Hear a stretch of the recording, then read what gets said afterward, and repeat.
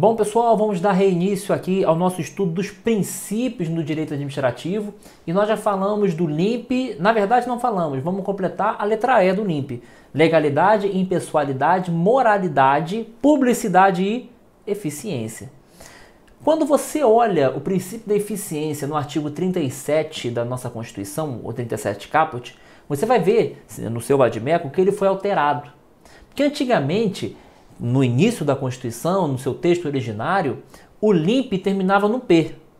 Aí, em 98, foi feita uma emenda à Constituição adicionando o E de eficiência.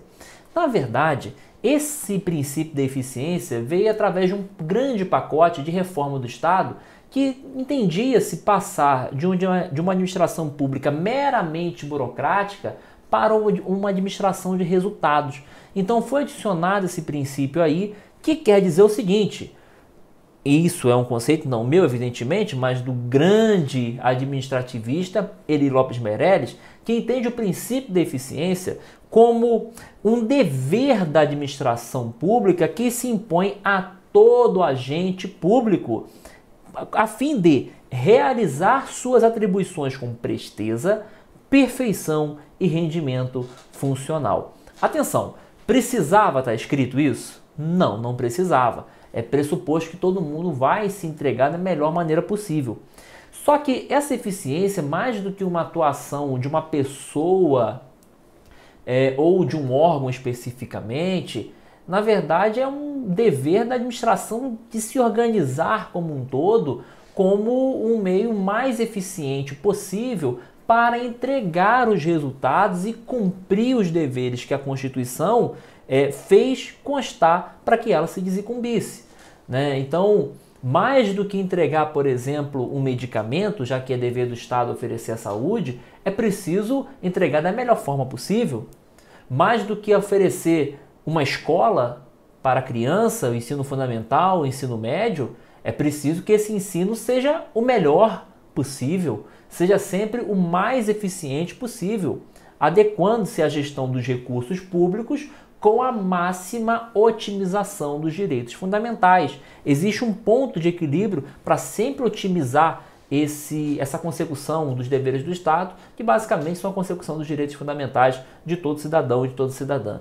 Então, esse princípio da eficiência foi adicionado posteriormente e nós conseguimos perceber diversas concepções para esse princípio, né? Como eu falei logo no início da exposição, o princípio ele parte de uma lógica de que a administração pública não pode ser encarada como um fim em si mesma. A administração pública não é uma operação de diversos órgãos, agentes públicos, que serve só para se retroalimentar, certo? O processo não pode ser algo meramente formal para atender o processo. Ele precisa ser pensado para chegar o mais rápido possível à sua conclusão, ao seu desfecho, atender à necessidade pela qual ele foi instituído. A administração pública deve se pautar de forma mais eficiente possível para entregar os resultados. A importância não é o método pelo método, a importância é a consecução do resultado da melhor forma possível para todos aqueles que estão diante da administração. Então nós temos uma mudança de paradigma na forma como é estruturada a administração pública, e aí do ponto de vista objetivo, a fim de dar condições para que a organização administrativa não seja um fim em si mesma, mas sim mais flexível para que possa alcançar esses resultados, mas também do ponto de vista subjetivo, pensando na cabeça dos agentes públicos, das autoridades, para que sempre tenham esse ímpeto de agir de modo mais eficiente possível. E aí, o que vai estar adicionado a esta ideia de eficiência? Diversos subprincípios. Por exemplo, o princípio da produtividade. Nós temos que ter aumento dessa produtividade, dar maior emprego aos recursos públicos, né, dando produção sempre no maior ponto possível. Ao mesmo tempo, evitar o desperdício de recursos públicos, aproveitando-se de uma ideia de economicidade. Da mesma forma, eu penso eficiência como uma lógica de qualidade mais do que oferecer um serviço público, por exemplo, como uma energia elétrica, uma distribuição de água, é preciso que esse serviço público seja de qualidade, seja bom, atenda com máxima efetividade a destinação a que se prestou.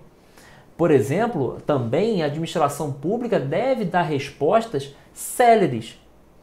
E note bem, celeridade é a celeridade possível para cada caso. Eu tenho casos complexos, eu tenho demandas complexas que são mais demoradas, isso por força da própria dificuldade do objeto, do que outras questões que são meramente mais facilitadas, mais recorrentes. Então, a celeridade é a celeridade para cada caso. Nós temos que dar uma celeridade e assim, pensando em duração razoável do processo, tem muito dessa lógica, né? Um subprincípio aí previsto no processo judicial e no processo administrativo, pensando nessa lógica que não é só célere por ser célere, mas sim a celeridade de acordo com aquele caso específico, com a complexidade que reclama. A administração pública deve ter presteza em resolver as suas demandas. Essa presteza, ora, dialoga com celeridade, qualidade e também com o grau de cordialidade também. E aí, 2 pontos que eu quero sinalizar para vocês. Essa lógica de desburocratizar e flexibilizar. Você vai perceber, e nós já falamos isso lá quando estudamos OS, terceiro setor, que nós falamos que no contrato de gestão, muitas vezes esse parceiro da administração pública é remunerado através de resultados. É remunerado pelas metas que atinge. E atenção, esse modelo de OS surgiu nesse meio aqui, tá? Tudo nessa mesma época. O que está por trás disso? Olha só, Estado tem que licitar, Estado tem que fazer concurso público, o Estado tem que fazer uma série de restrições típicas do direito público. O privado não tem essas restrições, essas amarras, vamos dizer assim. Então é o seguinte, você tem um regime jurídico mais flexível. E sendo mais flexível, pressuponho que seja mais ágil. Então, eu não quero que você fique gastando tempo com a formalidade, com a burocracia. Eu quero que você me entregue resultados. Então, essa flexibilização tem a ver com a flexibilização desse regime jurídico de direito público, mas que, em vez de controlar o mero formalismo de como se produz cada ato conforme a lei, mas pautando-se no resultado. Lógico, trazendo um parâmetro mínimo de atuação, né, para não ser algo arbitrário, porque os fins não justificam os meios, mas vai ter a prioridade na fixação dos resultados. O contrato de gestão é uma dessa. Lógica. Você vai ver também que existe contrato de gestão nas agências executivas que não são agências reguladoras. Isso é outra história, isso é uma outra questão, mas saiba pelo menos de antemão que existem essas tais agências executivas, que também é um processo de qualificação, mas enfim, não vamos falar sobre isso. Então, flexibilizar tem a ver com sair de um regime jurídico mais rígido para um mais flexível, a fim de que dê mais condições de aferir os resultados e, principalmente, entregar os resultados. Tá bom? Não é flexibilizar por flexibilizar. O importante é entregar o resultado. Então, a eficiência, gente, é esse ponto de equilíbrio que vai nortear a atuação da administração pública, quer do ponto de vista do agente público, quer do ponto de vista de organização da administração pública e o seu modus operandi. Tá bem? Fechamos o NIMP. Fechamos os princípios constitucionais explícitos. Vamos agora para aqueles que estão implícitos e são típicos do direito administrativo. O primeiro que eu quero conversar com vocês é esse tal princípio da supremacia do interesse público sobre o privado. Mas olha só, muita calma nessa hora. Eu quero que você escreva isso, mas eu quero que você tenha prudência. Porque, veja bem, seria lícito dizer que o interesse público é sempre maior do que o interesse privado? Eu tenho minha desconfiança que não. E sabe o que me faz desconfiar que não? Um negócio chamado direito fundamental. Gente, o direito fundamental, muitas vezes, é um direito contra-majoritário. É justamente a defesa do indivíduo contra o Estado Todo-Poderoso. Então, se eu tenho como princípio deste Estado brasileiro a dignidade da pessoa humana e a busca incessante de concretização de direitos fundamentais, eu não posso dizer que há uma sempre supremacia do interesse público sobre o interesse privado. Então, muito cuidado aí, porque esse princípio hoje já não é absoluto, já foi mais forte, mas é inequívoco que ele existe, ele vai ser base para uma série de atuações, mas cuidado com ele. E aí é o seguinte, vamos agora analisar o passo a passo desse princípio. Se eu estou dizendo que é supremacia do interesse público, eu preciso saber o que é o interesse público. E o interesse público passa por dois pontos e duas concepções: o interesse público primário e o interesse público secundário. O interesse público primário seria esse interesse da coletividade, isto é, atende às necessidades da coletividade, como justiça, segurança pública, bem-estar, por meio do desempenho de atividades administrativas prestadas a essa coletividade, como os serviços públicos, como o poder de polícia, o fomento e a intervenção na ordem econômica. Veja, em razão do bem-estar dessa coletividade, nós vamos poder limitar certos interesses meramente individuais. Não quer dizer que esses direitos individuais serão totalmente rechaçados. Não, nós temos que observar a justiça. Por exemplo, precisa fazer uma desapropriação para construir uma estrada que vai atender milhares, quiçá milhões de pessoas. E aí tem que desapropriar a área de alguém para isso. O Estado pode desapropriar? Pode. A pessoa é obrigada a aceitar a desapropriação? Sim. No entanto, a desapropriação está sujeita à prévia e justa indenização. Porque o privado, a pessoa particular, não vai sair no prejuízo. Ela tem que ser indenizada, já que o patrimônio dela foi afetado, foi desapropriado em benefício da coletividade. A coletividade não vai ficar à míngua sem a estrada, mas esse que teve a sua terra desapropriada também não vai ficar à míngua. Ele vai receber a justa e prévia indenização. Percebe? Como que uma coisa não afasta a outra e nós precisamos sopesar os direitos fundamentais? Então é por isso que esse princípio ele está aí, mas tem que ser visto com cautela. No entanto, é esse interesse público primário que é superior, ou que seria superior, em detrimento da pessoa privada, né, do interesse meramente particular. Por que eu estou falando isso? Porque como há um interesse público secundário, que não é bem o interesse dessa coletividade, mas sim o interesse do próprio Estado em si. Então não é o interesse de todos, essa lógica difusa, coletiva, e sim o interesse do Estado enquanto pessoa jurídica. E aí, lembra-se que o Estado é um sujeito de direitos e obrigações, ele tem personalidade jurídica. Então, quando se fala em arrecadação de um tributo, por exemplo, é para manutenção do Estado. Agora, se eu estou pensando isso enquanto algo que reverte a coletividade, aí eu já estou partindo para uma lógica de interesse público primário, tá bem? Então eu tenho que analisar qual é o interesse que está sendo perseguido. É o interesse do Estado enquanto pessoa jurídica ou é o interesse da coletividade? Se for o interesse da coletividade, haverá sim uma ideia de supremacia que a gente está falando aqui, tá bom? Mas muito cuidado com esse princípio, mas fato é que ele existe e não podemos deixar de falar dele. A outra coisa que também é um princípio implícito tem a ver com o princípio da continuidade. Esse princípio da continuidade está intimamente ligado aos serviços públicos. Gente, pensa comigo.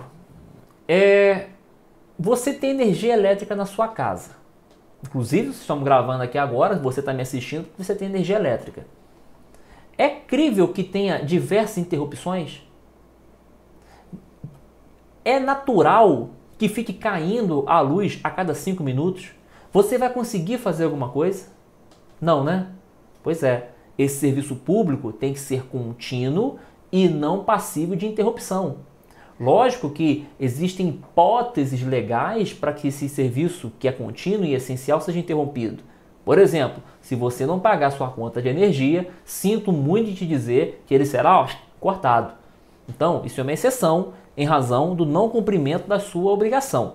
Agora, não entenda mal esse princípio, porque ele vai estar de olho nos serviços públicos, como eu falei, mas o que está por cima dessa continuidade de serviço público é que o Estado tem um dever permanente de cumprir os seus deveres previstos na Constituição. Por exemplo, a saúde é direito de todos e dever do Estado. Se é direito de todos e dever do Estado, o Estado não pode ficar renunciando. Então, toda vez que ele tiver uma demanda de saúde de alguém, esse Estado obrigatoriamente tem que atender. Portanto, esse dever do Estado é contínuo. A atuação do Estado, portanto, é continuar, porque os seus deveres são contínuos e as necessidades do cidadão, do cidadã, da pessoa humana, a necessidade é contínua. Então, tem que haver essa correspondência. Tá bem, gente? Então, eu analiso essa lógica de serviço público, mas a gente tem que ver o que está por trás disso, que é essa permanência da necessidade do ser humano, da pessoa humana, e essa permanência correlata de dever do Estado de supri-la e atendê-la. Certo?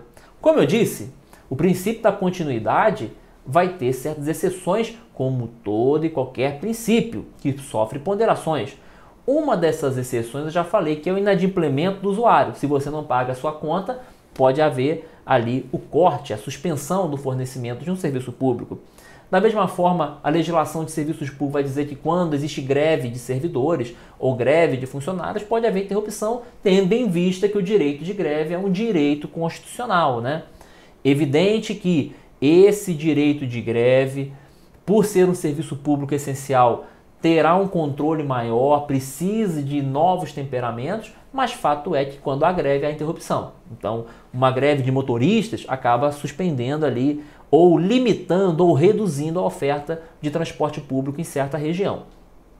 E, por fim, é uma norma endereçada aos concessionários que eles não podem alegar a exceção de contrato não cumprido.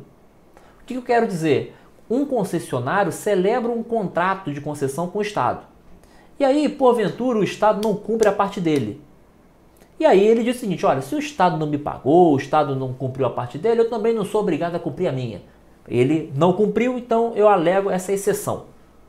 Então, não é bem assim. Ele não poderá alegar essa exceção de contrato não cumprido, devendo acionar judicialmente, caso queira fazer alguma coisa, porque se ele interrompe a prestação do serviço público, quem vai ser prejudicado não é o Estado, mas é o usuário, sou eu e sou você. Então o princípio da continuidade vai determinar restrições a essa exceção de contrato não cumprido lá para o concessionário de serviço público. Beleza? Beleza? Tranquilo? Vamos lá. Agora, princípio quente, mas muito quente, o princípio da autotutela. A autotutela quer dizer o seguinte, que a administração pública possui o poder-dever. Olha bem, ela pode, mas não só pode, como deve, rever os seus próprios atos, seja para anulá-los por vício de ilegalidade, ou seja para revogá-los, não está escrito aqui, mas saiba o que é isso, revogá-los quando inconvenientes e inoportunos. essa expressão está consagrada em súmulas do STF. Veja só a súmula 346 que diz: a administração pública pode declarar a nulidade dos seus próprios atos. O que eu quero dizer com isso? A administração pública, ela tem o dever de pautar-se pela legalidade. Primeiro princípio que nós estudamos nessa aula. Ela tem que se pautar com base na legalidade. Só que aquilo, gente, é normal, não vou dizer normal, que isso é anormal, mas pode acontecer, não é raro, que um ato administrativo seja praticado em contrariedade com a lei. E ao constatar que esse ato foi praticado em contrariedade à lei, a administração pública tem o poder e o dever de declarar a nulidade daquele ato, justamente para preservar a legalidade. Então, é com base nisso. E essa prerrogativa da administração pública de tutela é justamente a autotutela. É reformar-se, anular-se, olhar para si e se rever e corrigir os seus atos. É essa a lógica de autotutela. Portanto, além do artigo da súmula 346, a súmula 473, que vai dizer o seguinte: a administração pode anular os seus atos quando eivados de vícios que os tornem ilegais. Foi o que eu acabei de falar. Porque deles não se originam direitos. Então, lógica de nulidade. Aquilo que é feito contrariamente à lei jamais deveria ter sido produzido, jamais deveria ter produzido qualquer efeito e, portanto, a administração pública tem que anular.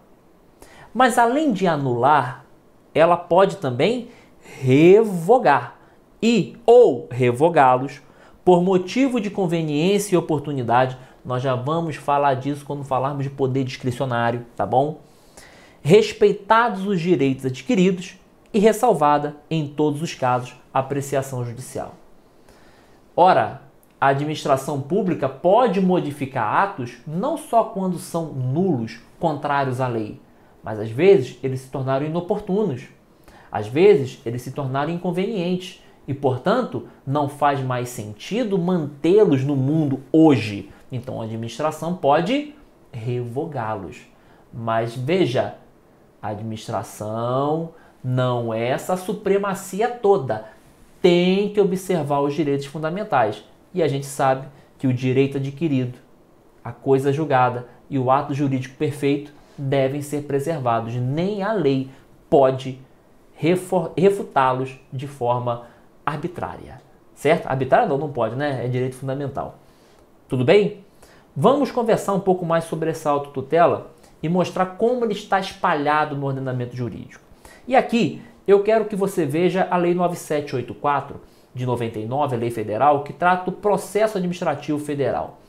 Essa legislação é importante porque, além de esmiuçar diversos princípios, trazer bases de como a administração irá pautar-se, como ela vai dirigir o procedimento de tomada de suas decisões, muitas vezes decisões contra indivíduos ou então diante de pretensões de indivíduos diante da administração pública, ela poderá ser utilizada subsidiariamente por órgãos e entes federativos que não têm legislação processual administrativa própria. Então, ela é muito importante porque traz pressupostos, principalmente no que a gente vai falar agora sobre a questão de declaração de nulidade e prazo de prescrição.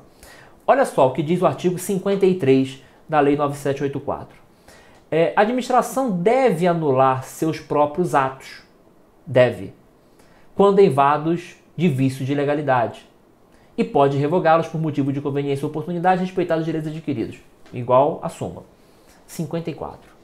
O direito da administração de anular os atos administrativos que decorram efeitos favoráveis para os destinatários decai em 5 anos. 5 anos. 5 anos. Contados da data em que foram praticados, vírgula. salvo má-fé. Salvo má-fé. Salvo má-fé.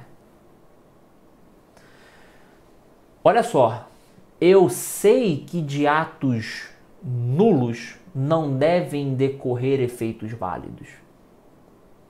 Agora é o seguinte, você imagina, a administração pública pratica um ato. Você, de boa fé, te concede um benefício, de boa fé. A administração pública também, de boa fé, mas principalmente você que é o beneficiário da norma, de boa fé. Aí, 10 anos, 15 anos, 20 anos depois, alguém pega aquele processo e fala o seguinte: ih, tinha um erro aqui, não era para ter concedido aquele ato. Sabe de uma coisa? Vai lá atrás daquela pessoa que se beneficiou do ato e para de pagar, para de conceder o benefício e pede de volta todo o retroativo. Afinal, de efeitos de norma inválida, ato inválido, não devem produzir efeitos válidos. Gente, isso seria justo? Você de boa fé? Então, não me parece justo, nem para a legislação. O que a legislação fez? A administração, se quiser anular o seu ato, que é nulo, que ela descobre nulo, e a pessoa é de boa fé, ela tem um prazo de 5 anos contados da data em que o ato foi praticado. Tudo bem, gente? Atenção a esse prazo de 5 anos. Inclusive, eu quero dar uma dica para você. Basicamente, os prazos na administração pública são de 5 anos. É o prazo decadencial para anular os atos, 5 anos. A prescrição tributária, 5 anos. A decadência de direito tributário, 5 anos. A prescrição geral no direito administrativo, 5 anos. Então, em direito administrativo, vale a pena pensar sempre em 5 anos. Agora, eu tenho uma ressalva aqui. Ninguém pode valer-se da própria torpeza. Se o sujeito foi de má fé, mentiu, fraudou, fez falsa prova no processo administrativo, teve um benefício da administração mediante emprego de ardil, fraudulento, quer dizer que a administração não vai poder anular esse ato? Vai sim. Daqui a 10 anos vai, daqui a 15 vai, daqui a 20 vai. Porque aí quem está de má fé não pode alegar a própria torpeza para se proteger, era só o que faltava, né? Então, nesse caso aqui, não vai observar esse prazo decadencial de 5 anos quando for má fé. Sendo boa fé, prazo decadencial de 5 anos para a administração exercer essa prerrogativa de autotutela e anular os seus atos. Certo? Quente, hein? Quente. No caso de efeitos patrimoniais contínuos, o prazo de decadência contar-se-á da percepção do primeiro pagamento. E, parágrafo 2º, considera-se exercício do direito de anular qualquer medida de autoridade administrativa que importe a impugnação à validade do ato. E artigo 55 diz o seguinte: em decisão na qual se evidencie não acarretarem lesão ao interesse público nem prejuízo a terceiro, os atos que apresentarem defeitos sanáveis poderão ser convalidados pela própria administração. Olha só, às vezes um ato foi praticado em desvio da lei, fora do que a lei estava prevendo, na legalidade estrita, só que aquilo eu consigo resolver, eu consigo consertar. Ora, se eu consigo consertar, conserte-se. Então a tutela vai ser mais do que só uma atuação para anular, mas também para consertar e preservar os efeitos. Porque às vezes, gente, a declaração de nulidade causa muito mais prejuízo do que a própria manutenção do ato como está, certo? Como diz aquele ditado, o remendo é pior que o soneto, né? É algo assim. É mais ou menos por aí. Tranquilo? Quanto à autotutela, vamos conversar agora sobre o princípio de proporcionalidade e razoabilidade. Atenção aqui.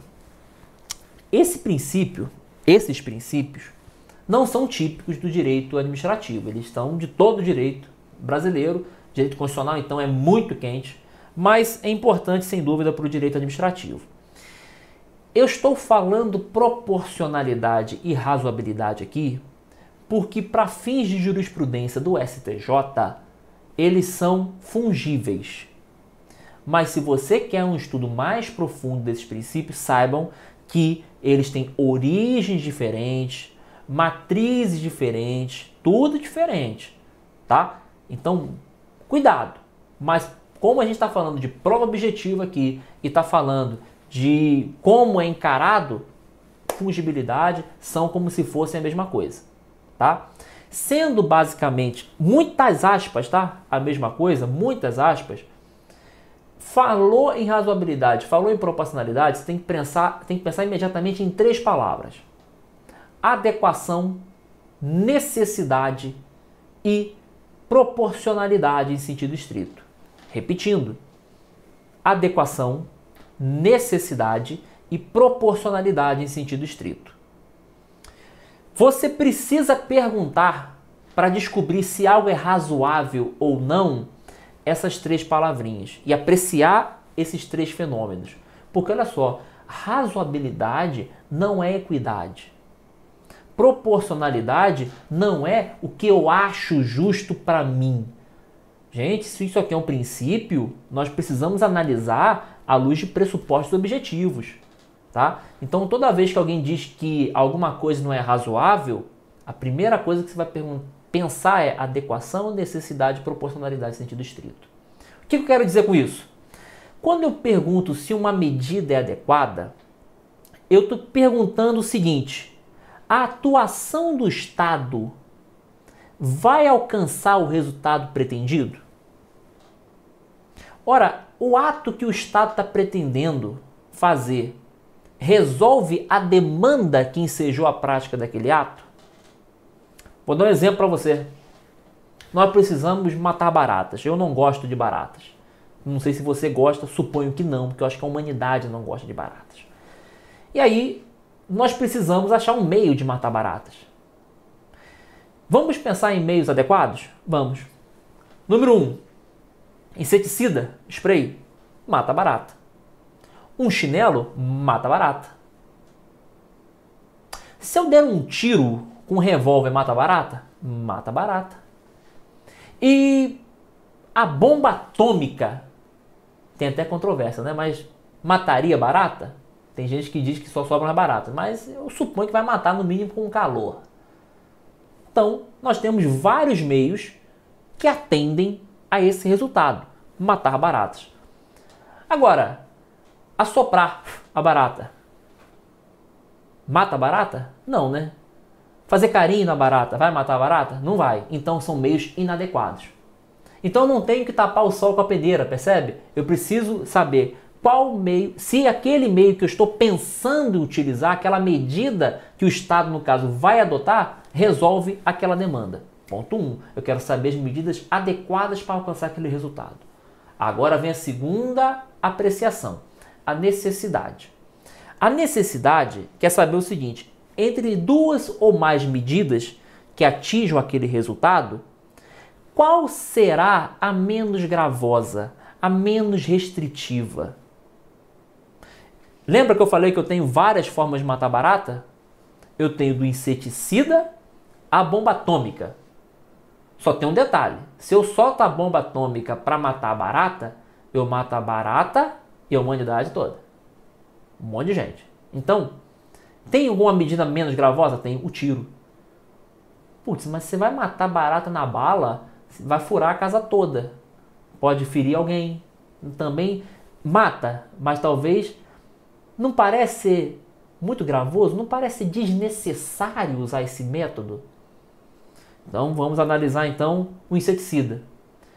O inseticida tem um preço ok? Tem um preço ok. Mata barata? Mata barata. Então é a medida menos gravosa entre essas. E o chinelo? Ora, não tem inseticida, você vai ter que se arriscar a chegar perto da barata e matar. Ok? Menos gravosa ali. Então eu fiquei na dúvida aqui. Essas outras, como tiro e bomba atômica, são absolutamente desnecessárias.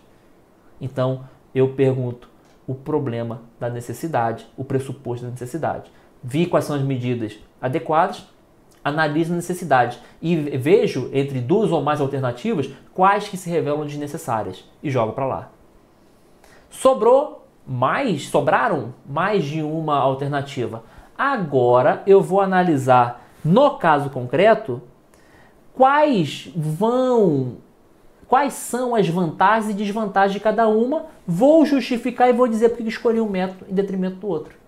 Por exemplo, usei o chinelo para matar a barata porque eu esqueci de comprar o inseticida.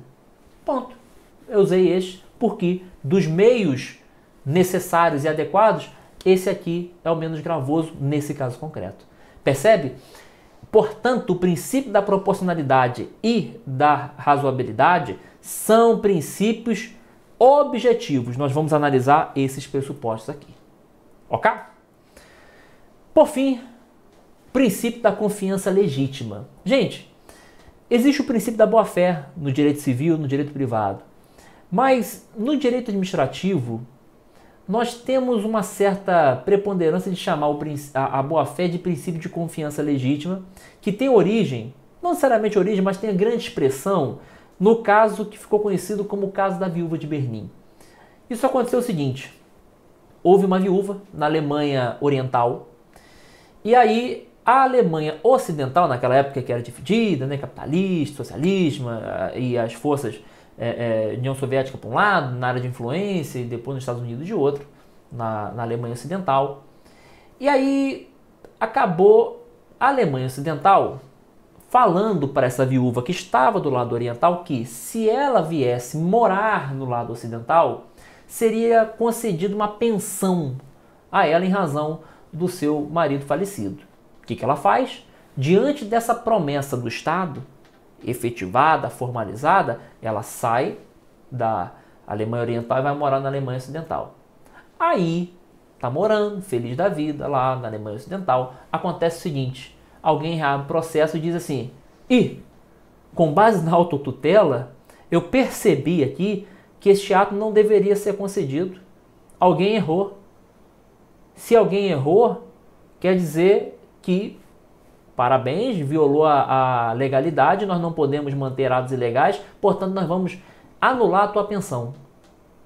Só que tem um detalhe: ela já veio, já está morando, e alguém do nada resolveu anular a pensão daquela viúva.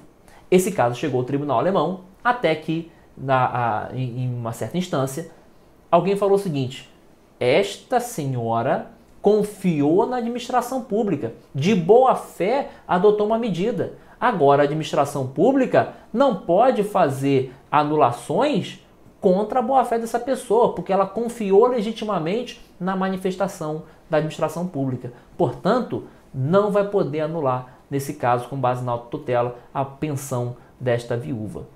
Então, gente, veja que é o princípio de proteção da boa-fé dentro da administração pública, o princípio da confiança legítima. E aí nós temos duas formas de entender essa confiança legítima, enquanto um sentido objetivo de direito adquirido, ato jurídico perfeito e coisa julgada, porque uma vez o ato tendo sido praticado, a administração não pode ficar revogando, modificando direitos que já foram consolidados.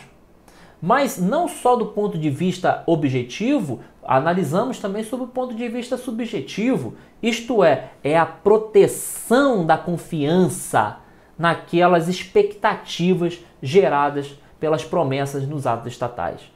Então, se a pessoa toma uma atitude, muitas vezes atitudes que não podem ser retratadas, por conta de uma promessa da administração, de um ato da administração, em razão da proteção da confiança legítima, esse ato poderá ser mantido, ainda que tendo sido praticado contra a lei. E aí eu faço aqui um link com o princípio da autotutela, quando a gente falou de boa-fé. Aquela boa-fé lá, que depois dos 5 anos não pode ser objeto de anulação, é exatamente essa confiança legítima aqui.